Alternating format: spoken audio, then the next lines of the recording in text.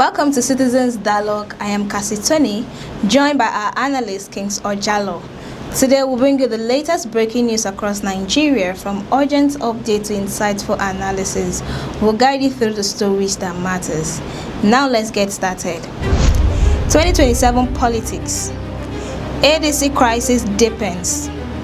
Shock as woman collapses. Dies in court over drug case. Step up or we will. U.S. lawmaker sends strong message to federal government. We'll be right back after this break. Stay tuned.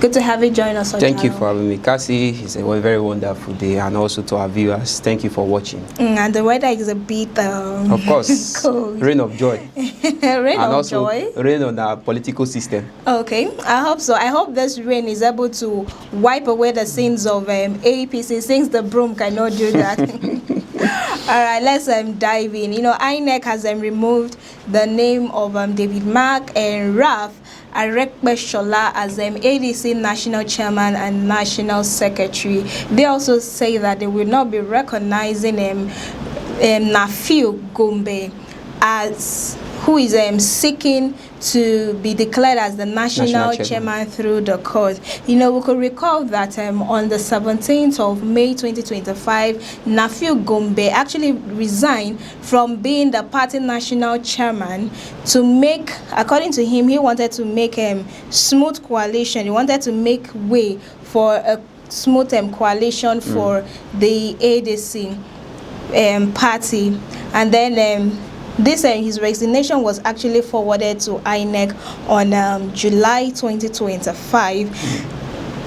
While his resignation was actually recognized, the NEC actually came up and then they nominated David Mark and Aregbesola as the national chairman, and also the national secretary on the 29th of July 2025, which the INEC himself recognized them, and then they updated the portal and included their name as the national chairman and the national secretary in September 2025. Now my question is, why is INEC allowing themselves to be manipulated, using the team neutrality as a trap to paralyze the ADC? Because they say that this High Court is saying that they will not, that the case is still in court and the party will be on hold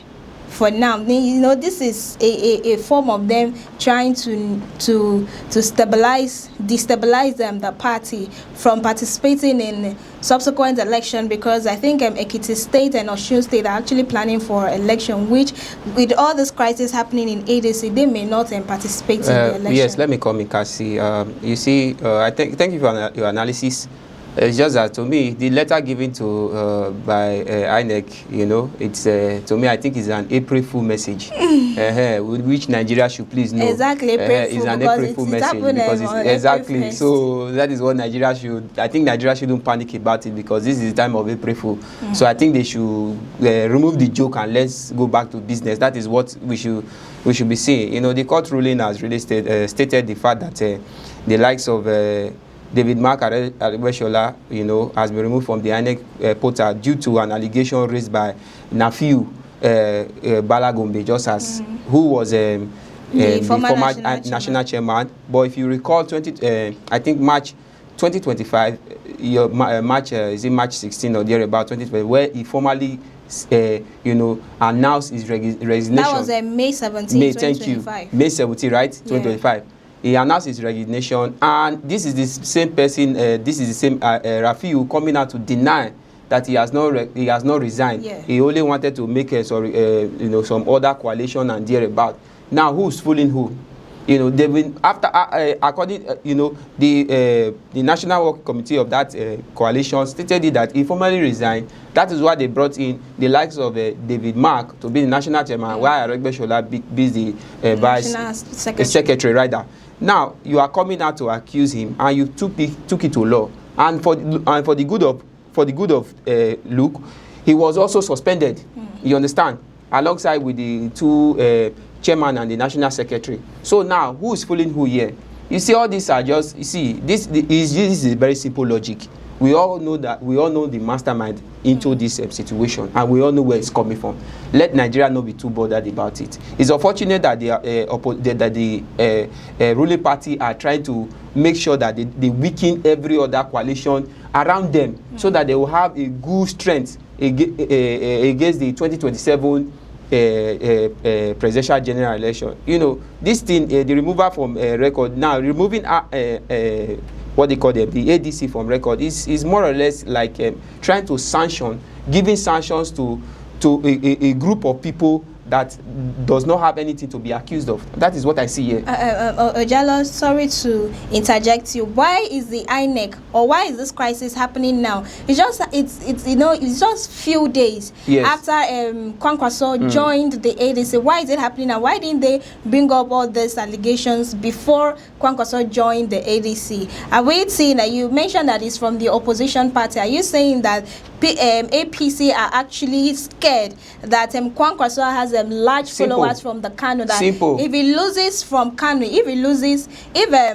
Tinubu loses in Kano State, that means he has apparently lost 2027 election. Simple, though it's very, very simple. They're actually scared because they know this opposition really have individuals in that party that will definitely stand against their so-called manipulations. And secondly, though the decision was brought by the court of appeal ruling, you know, concerning so-called suit or whatever that was delivered recently, which they also maintained the status quo Aregbesola, you know, meaning the affair before disrupting begins, which took part in September 2025, that was not, considered, that was not looked into, that has resolved to all of this. You see, if you may ask, why did this case not raise up last year? Why now? It's very simple. And election, why did they wait for Kwankwaso to join? Exactly. Election is approaching. Great high stakeholders has joined, the likes of Kwankwaso, and you all know who Kwankwaso is in Nigeria political system. So what do you expect? So that is just as you have said. Is it that they are afraid? The answer is yes. They are fully afraid because they've seen how strong the coalition is, and they know definitely these people are definitely standing to their tail. So there will be great defeat. But anytime, so you know, all this leadership crisis and tissues happening in the ADC, you see, it's just been manipulative. They succeeded with the PDP to the extent that recently I saw in the news. I don't know if it's fake news, but I definitely checked the actual source. Our dear Yesu Wike has declared himself probably to run as a president under the platform which he has totally destroyed. I think he's about resigning as the FCT minister to contest against someone that you are upholding for him to become president of the Federal Republic of Nigeria. You want to, who is fooling who? You never can tell. He may actually turn the same thing they did to the Labour Party that refused to recognize Peter Obi as their presidential candidate again. That is why Peter Obi had to flee to the ADC. You see that they are just using. That is why at first they make sure they manipulate the INEC institution by putting a great highlight of the administration of the president. You understand? The judiciary, recall recently where our dear Wiki built quarters, houses for all judiciary personnel in the country. So what are we talking about? Giving such offer, why would you dance to their tune? You know, that is it. So, you know, this suspension by the INEC and, and them not monitoring any convention, anything that got to do with, the ADC until the court has definitely ruled, giving a full declaration or giving a full ruling concerning this matter. It's just a means of trying to delay their so-called, efforts on how to trigger the great ruling party rather. You understand? Their convention is coming anytime, so they've formulated the lead for them to stop that, and make sure that every other, this is another means now whereby you start seeing, oh, this one is defecting from the ADC, just like what is happening. And if care is not taken, if this thing is not resolved, you start seeing defections again. So at the long run, if they see that these so-called high stakeholders are going to other prominent party, they will have to form another lead again on how to castrate other political system. See, I think the opposition, the ruling party should just like what is happening. Declare one party system. You understand? Because that's what is They know that it's not possible. Nigeria is a democratic state. They know it's not possible. But that's what it's looking like. It is looking, but it will never happen. Because I know for the fact that if they should try, it can't work. It can't work. There is nowhere in our constitution currently that say, oh, the president or anybody has the power to declare. When we are not in military, even in military rule, the time of Babangida, the time of Buhari and Co. At least, fine, they were in position, they were in power, but they gave leverage to other groups to be able to form a political party, because they know they won't be in seat forever. So how come you that is just a civilian, you are trying to orchestrate all these things that will destroy Nigeria political system? What are you turning this country into? We are not even in the other. Go and check out other West African countries and Sahara countries who are being ruled by military. They have democratic parties. All right, thank you so much, Ojalo. Because of time, we would have deliberated more on this discussion. But let's quickly move to the case of a woman who died in the court of law on the 31st of March 2026. You know, this woman was arrested. She's a 52-year-old woman. Titilayo Akindele was arrested in January 2026 because she was found in possession of hard drugs, loud. Then she was arrested by the NDLEA. She was in detention, and while in detention, she was complaining to her family members that she was feeling sick. According to her son, Samuel Akinshola, he said the mother said she was feeling sick, and they were telling them this NDLEA of her medical state, of her health condition, that she should be taken to hospital, or better still, they should arrange her section with the court, but they constantly ignored them. They even offered them, I think, 500,000 and which they still go to court. Insisted that she must go to court. While there, the woman collapsed and eventually passed. Then my question is, why was she taken to court in a visibly weak and deteriorating condition, and why did the officials constantly refuse her medical attention? Meanwhile, the human rights law actually says right to life, right to fair hearing, and this is the breach of human rights, because her right to health wasn't granted. And why was there no ambulance even there? In the NDLEA station? Good. And they were running when the woman collapsed. They were running, according to eyewitness, that the officials ran away, but their leader said no, that the officials were trying to prevent other victims from joining the crowd. You see, this situation, January 2026, just as you have stated, where that led to her arrest, that is Mrs. Titilayo Akindele, where she was found selling loud and cannabis. That is what most people do nowadays. Most of these women who sell this sachet drink at the long run. Yes, it's a crime, and it has been raised. It is now illegal, even in law. You could recall where the same NDLEA, stated the ban of, hard drugs and all of that. Yes, it's a crime. We can't deny the facts. Yes, and she was caught doing something illegal. But the fact that she is a citizen and she has right to fair hearing, just as you said, and right to life, which the NDLEA has gone against, and it's unfortunate they didn't realize that they are government officials that should even take immediate move in the case of when an individual is having an health issue. Now, January till this time, we are talking about 4 months ago. You understand? Probably at that period, she was not really having that long symptom. But now it came in place, and you were asked, I think probably they were having it that, okay, probably if they let her go, she might have escaped.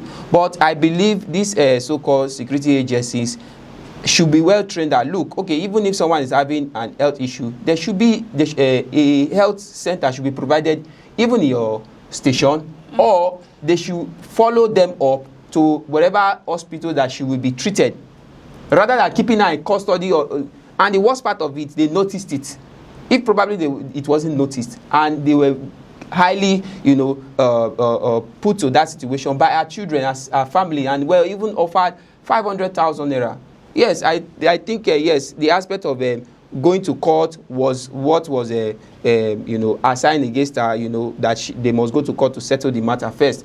Fine, they were trying to do their proper obligations and duties, but nevertheless, we are talking about lives here. Now that it has cost her life, how do they go about it now? That is the question.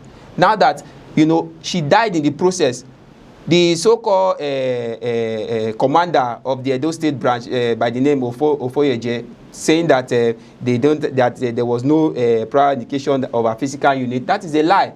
Because it has been reminded to them constantly by our family, just as you claim. So you can see that these so-called people, I know if you recall yesterday when we were talking about this, prison warders who impregnated one of their, prisoners. I talked about, these are security agencies, not well trained. Even if they are trained, they don't put those things into actions. You understand? And moreover, they don't tend to value the lives of human. You understand? The woman committed a crime, yes, but she has not been formally sentenced. She have not a bill has not been passed to her. Either she will have to pay some amount of fine or she'll be sentenced. At least she has privilege, of some certain movement, most especially regarding her health, which has been totally denied. To tell you that now, look at the lives of Nigeria, the lives of citizens are probably denied, all because this so-called task force, security task force, don't even value them. So my final thought on all of this, Cassie, is very simple. This should be really raised. It shouldn't be kept under the carpet. I think this is also a criminal offense for our security forces. They've taken the laws into their hand. So in this case, who should be held accountable? Of course, the so-called individuals who were involved, the custodies, where she was locked, apprehended through, should be held responsible. You understand? This is life we are talking about here. And it shows that the NDLEA has taken laws into their hands. And the so-called general of the federation of this institution should make sure that these people are being apprehended concerning the death of this woman. You understand? We are talking about a woman of 54 years and probably a married woman with children. Yes, I know she did something wrong. She was caught in an act that was against the constitution. But nevertheless, that doesn't mean she should die in the process. All right, you understand? Yes, thank you so much, Ojalo. So we'll go on a short break on this segment, Citizens Dialogue, and when we return, we will be discussing Step Up or We Will. Stay with us.